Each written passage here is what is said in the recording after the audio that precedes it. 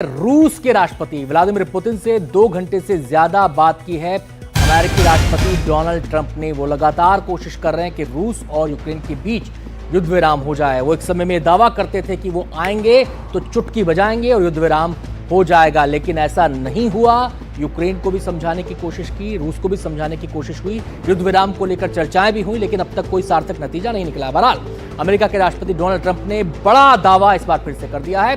अमेरिकी राष्ट्रपति Donald Trump ने सोशल मीडिया पोस्ट में लिखा है, मैंने रूस के राष्ट्रपति व्लादिमीर पुतिन के साथ 2 घंटे बातचीत की।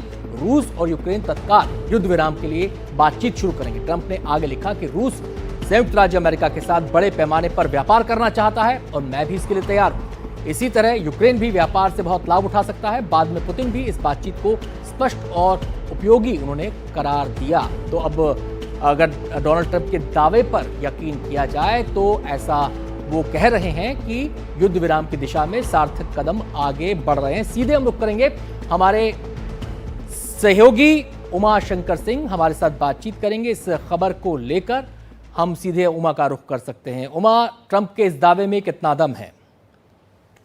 जी देखिए, ट्रंप ने जो बयान जारी किया है उसमें निराशा, उम्मीद और चेतावनी के साथ साथ व्यापार का लोभ जो है वो भी नजर आता है, लेकिन जो नतीजा है वो सिफर नजर आता है। क्योंकि अगर हमने ट्रंप के बयान को देखा तो उसमें किस तरीके से व्यापार को टूल के तौर पे इस्तेमाल करने की कोशिश इसमें भी उन्होंने की है, लेकिन साथ ही साथ उन्होंने ये बात भी कही है कि दोनों ही देश जो है वो सीधे बातचीत को आगे नहीं आते हैं, तो वो जो है वो इस बातचीत की प्रक्रिया से हट जाएंगे। तो जो पहले वो दावा करते थे कि 24 घंटे में युद्ध को खत्म कर देंगे, अब इतना लंबा जो कोशिश उनकी चली है उसके बाद भी कोई नतीजा निकलकर सामने आता नजर नहीं आ रहा। दूसरी तरफ अगर क्रेमलिन की बात करें या फिर राष्ट्रपति पुतिन की बात करें तो उन्होंने साफ तौर पे ये कहा है कि रूस जो है वो तैयार है इस बात को लेकर कि एक मेमोरेंडम बनाया जाए जिसको लेकर आगे पीस टॉक्स हो, और साथ ही रूस की तरफ से ये भी साफ किया गया है कि वो अपनी पहले की जो शर्तें हैं उससे पीछे हटने को तैयार नहीं।